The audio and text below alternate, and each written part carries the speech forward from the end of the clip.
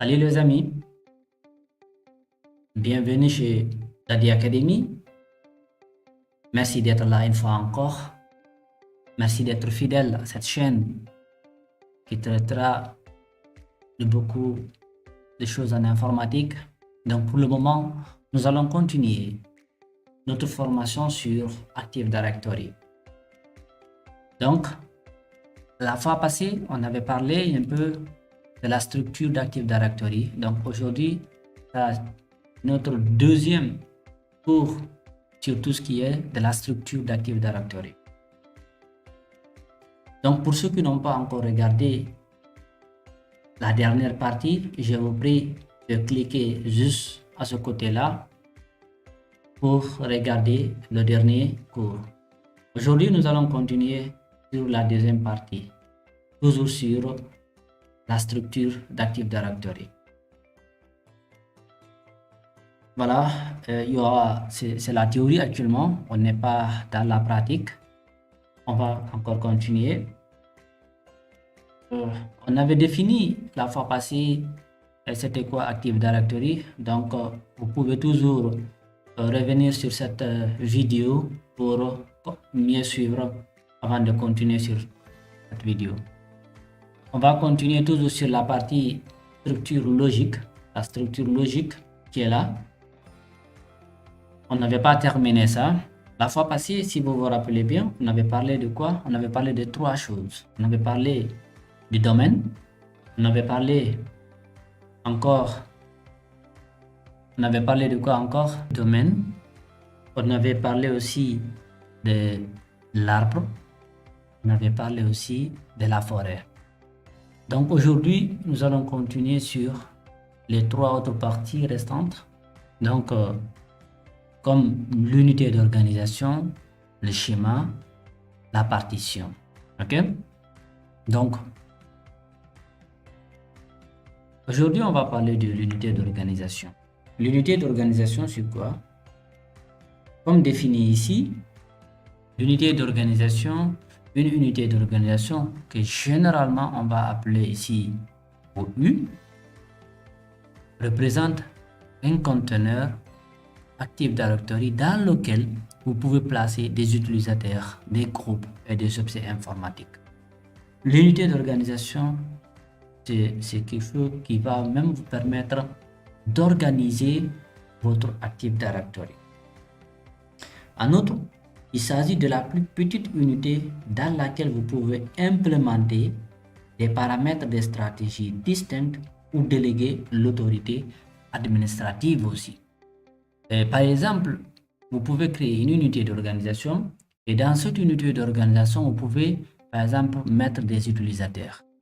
Et que ces utilisateurs-là, vous voulez leur donner par exemple un même droit. Supposons que par exemple vous créez une UI par exemple des stagiaires. Et dans ce UI-là, on va dire que par exemple les stagiaires ont accès à ça et ça et ça. Ça, c'est pour délimiter en quelque sorte. Lorsqu'on va arriver sur les GPO, c'est là où vous allez voir concrètement l'utilité, l'importance des unités d'organisation. Donc, comprenez que vous pouvez créer des unités d'organisation, par exemple les imprimantes, les utilisateurs. Vous pouvez aussi créer par exemple les ordinateurs et même aussi les utilisateurs, vous pouvez encore les segmenter. Par exemple, vous allez dire que ok, ça c'est la direction, ça c'est les comptables, ça c'est les financiers, ici c'est les stagiaires et voici le rôle de chacun, ce qu'il doit faire dans l'entreprise. Ici, si nous parlons de groupe objet, le groupe était, comme on le dit, c'est une collection de plusieurs objets avec des exigences similaires. Comme j'ai tantôt dit ici, vous pouvez les mettre tous et les donner par exemple un même droit. Donc comprenez l'unité d'organisation aussi comme ça. Voilà, donc ici, théoriquement, vous voyez ici, ça c'est notre domaine. On a notre OI IT, c'est-à-dire tous ceux qui sont dans la partie informatique, ils sont là. on le met ici dans ce groupe, c'est-à-dire on le met ici dans cette OI. On met, par exemple, ici encore, on a les utilisateurs, on a les ordinateurs. Mais nous allons voir ça concrètement dans la partie pratique. Ok, comment on va utiliser ça? Donc comprenez que c'est juste comme ça, on peut aussi le représenter schématiquement en fait. Après ça, on va parler du schéma. Le schéma contient les définitions de chaque objet stocké dans la base de données, type directory et les attributs de ces objets-là. Ok, les objets sont des structures de données constituées de plusieurs attributs stockant à la fois les données, les métadonnées qui y sont associées. Okay? Donc ici, on n'aura pas un schéma. Comprenez que juste ce sont les données qui seront stockées au niveau de notre base de données. Donc comprenez en quelque sorte c'est la base de données de Active Directory. Représentera ici le schéma. On verra ça beaucoup plus en détail dans la partie pratique. Les partitions aussi, ici la partition c'est quoi? On a dit que c'est le fichier d'information d'annuaire AD d'Active Directory est divisé en partitions logiques pour maintenir une réplication efficace et rapide de la base de données. Active Directory c'est le contrôleur de domaine. C'est une partie aussi qui est aussi très importante. On va voir comment créer une réplication. La réplication et de la mise en place de la disponibilité, une redondance par exemple. Parce que ça, c'est toujours quand même demandé. Dans un domaine, il faut créer toujours 2 contrôleurs de domaine. Ça, c'est le minimum. Pourquoi? En cas de problème avec l'autre, l'autre va continuer le relais. Nous allons voir aussi comment mettre en place une réplication d'Active Directory.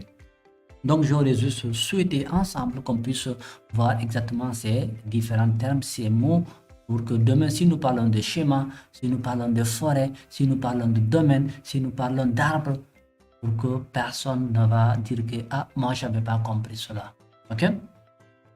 Voilà.